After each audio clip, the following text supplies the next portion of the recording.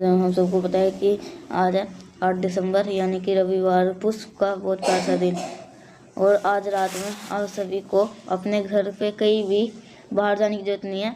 अपने घर में एक पुष्प दीपक आपको लगाना है, जिससे आपकी फैमिली, आपका पूरा परिवार हमेशा खुश रहेगा। ध्यान रखिएगा, इस उपाय को सुबह का टाइम नहीं करना है, और बाकी आप शाम को 5 बजे के टाइम पे कभी भी कर सकते हो। और बहुत ही प्यार सा, बहुत आसान सा उपाय है। देखो, सबसे पहले अच्छी बात यह है, आपको इस उपाय के अंदर कोई भी दीपक खोजना नहीं है। आपके घर में आटा होगा, थोड़ा पानी, ऐसे एक ही दीपक क्या करना है, आपको बना देना है। अब एक चीज़ का और ध्यान रखिएगा, हमें ये जो दीपक ले रहे हैं, कौन सा दिन है, रविवार का। तो आपको इस दीपक के अंदर क्या डालना है, आपको इस दीपक के अंदर डालना होगा सरसों का तेल।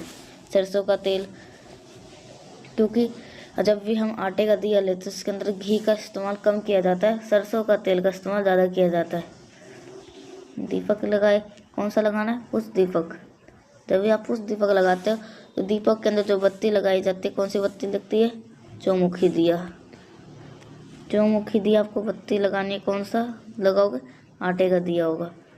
और फिर आप इस दीपक को उठाने के बाद में आपके घर का जो मेन डोर होता है ना, लोहे वाला, उस लोहे वाले डोर के पास में जाना। ये छोटा सा काम करेगा, रविवार का दिन है और पुष्प दीपक आपको लगाना है। तो दीपक के नीचे आपको समी का पत्ता का इस्तेमाल जरूर करना चाहिए। समी का पत्ते का, आपके पास समी का पत्ता नहीं है, आप तोड़ा नहीं है, रात हो गए, तो क्या करोगे, आपके घर का कोई भी नीचा हुआ पत्ता होगा, उसको भी वॉश करके धो करके इस्तेमाल कर सकते हो। समी के पत्ते को रखना, और समी के पत्ते के ठीक ऊपर जो मैंने आपको आटे का दिया दिखाया, कौन सा, चौमुखी, आपको इस दीपक को प्रज्वलित करना है। जब आप इस बत्ती को जलाओगे, प्रज्वलित कर रहे होंगे, तो आपको लोग को जो भी नाम प्रिय लगता है, जैसे नियम क्या है इस उपाय का, अगर आप नरसिंह भगवान का नाम से इस दीपक को लगाना चाहिए। किसका नाम लेना है, नरसिंह भगवान का नाम से आपको इस दीपक को लगाना है। और दीपक के अंदर कोई भी अनाज का चीज़ों को डालना है। अनाज का मतलब, चीज़ें मतलब क्या हुआ, चाहे मूंग हो, चाहे आपके पास चावल हो, कुछ भी चीज़ें अपने परिवार के उन्नति के लिए, उनकी तरक्की के लिए, उनके आगे बढ़ने के लिए आप प्रार्थना करके डाल देना। और इसी दीपक को क्या बोलते हैं, पुष्प दीपक के नाम से भी जानते हैं।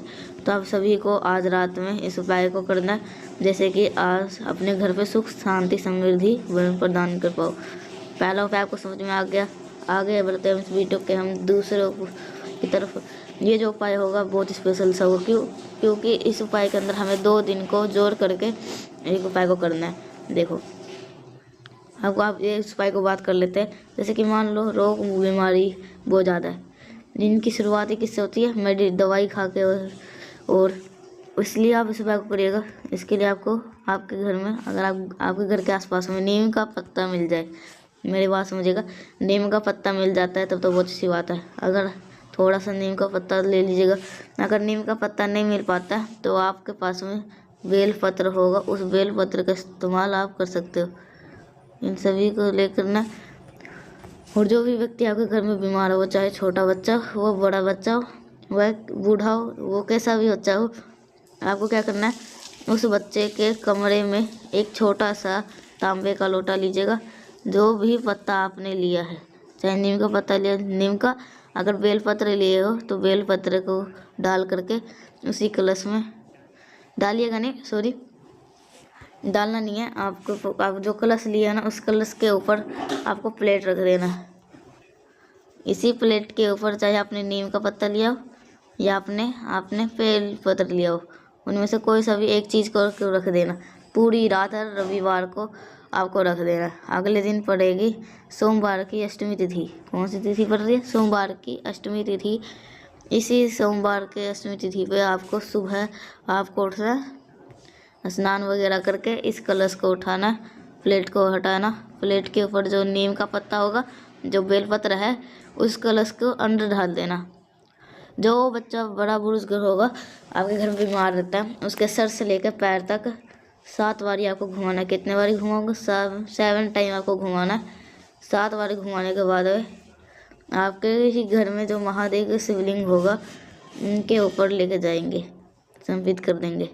यही चीज़ का नाम ध्यान रखिएगा। जब भी जल के अंदर बेलपत्र ढाला है तो आप महादेव शिवलिंग के ऊपर जल चढ़ाएंगे। अगर आपने जल के अंदर नीम के पत्ते को डाला है तब उस जल को कहाँ पे चढ़ाओगे? नीम पेड़ के जड़ के अंदर ही डालना है। कोई भी छोटी सी गलती नहीं करनी है वरना आपको दोष लगेगा।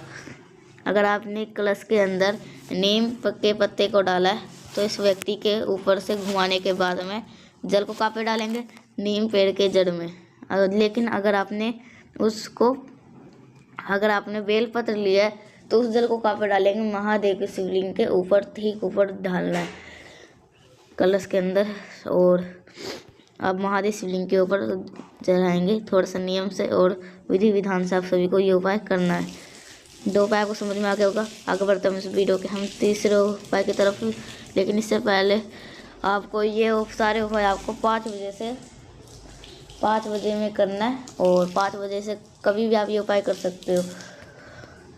और ये उपाय भी आपको करना चाहिए। लड़ाई झगड़े के लिए आपको थोड़ा सा लेना है, क्या आपको लेना होगा इस तरीके से दूर्वा। अगर दूर्वा नहीं मिल पाती है तब इसका किसका इस्तेमाल करोगे? चावल के दाने का। साथ ही साथ लड़ाई झगड़े के लिए आपको जरूरत पड़ेगी लाल चंदन की। चंदन में भी अगर महादेव को कोई प्रिय है तो कौन सा होता है? लाल चंदन प्रिय। अब आपको क्या करना समझिएगा। जो आपके पास में लाल चंदन है ना, उसको सबसे पहले लेपन माता अशोक सुंदरी के स्थान पे करोगे। जब आप लेपन माता अशोक सुंदरी के स्थान लाल चंदन से कर रहे होंगे तो आपको आशुतोष महादेव का स्मरण करना है। ध्यान रखना है, मैं यहाँ पे आप नोट कर लीजिएगा कौन से महादेव का नाम बोल रहा हूँ। यहाँ पे कौन से महादेव? आशुतोष महादेव के नाम से आप सभी को उस चंदन का लेपन करना है। और चाहे आपके पास में दूर्वा हो, आपके पास में चावल के दाने हैं। अभी गुरु जी की कथा चल रही कहाँ पे? हाटकेश्वर महादेव के नाम से।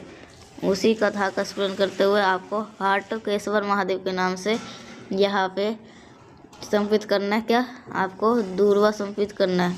साथ ही साथ आपको चावल का दाना लिए हो तो वो चढ़ा देना। अगर फिर आपको दूर्वा नहीं मिलो तो तब चावल का दाना चढ़ाना। जब तांबे के लोटे से आशुतोष महादेव का स्मरण करके जो भी व्यक्ति लड़ाई झगड़े करता है, जिस व्यक्ति की वजह से घर में आपके क्लेश होता है, तो उस व्यक्ति का स्मरण कर लेते हो तो यकीन मान लीजिए आपके घर में कभी भी प्रॉब्लम्स होगी वो सोल्व हो जाएगी। तो कोई भी काम करेंगे इस उपाय के लिए तो आशुतोष महादेव और हाटकेश्वर महादेव के नाम से करना है, जिससे आपके घर में कभी भी लड़ाई झगड़े, कभी भी क्लेश ना हो। करके देखिएगा। हमने लोग बात कर लिया 3 उपाय की तरफ। आगे बढ़ते हम इस वीडियो के हम आखिरी उपाय की तरफ, जो कि आपको करना है। चौथा उपाय है हमारा। ये उपाय होगा आपके फैमिली से, आपके परिवार से कष्ट को दूर करने के लिए। कष्ट का मतलब क्या हुआ? जैसे कि मान लीजिए कष्ट, जैसे कोई सा भी प्रकार का कष्ट हो, सुख शांति नहीं है, तो आप इस उपाय को करिएगा। इसके लिए आपको काली मिर्च कितनी लेनी है? बहुत ज़्यादा मत नहीं, फिर 2-4 काली मिर्च लीजिएगा। एक चीज़ आपको 2 नहीं लेनी है, आपको 5 काली मिर्च लेनी है।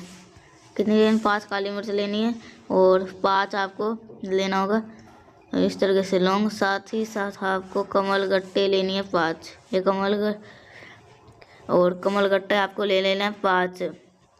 और आपको 5 कमल गट्टा, 5 काली मिर्च और ये 500 को लेना है। और जो आपके परिवार में कष्ट हो, कुंदुक रूप ध्यान करके और कुंदकेश्वर महादेव के नाम से उन सभी चीज़ों को महादेव शिवलिंग के ऊपर मात्र समर्पित करने से आपके घर में से जो भी कष्ट होते हैं वो दूर जरूर जाते हैं। तो मैंने कोशिश करी आप सभी को बहुत अच्छी तरह से समझाने की। 9 दिसंबर को ये सारे उपाय करना है। और मिलते हैं ना।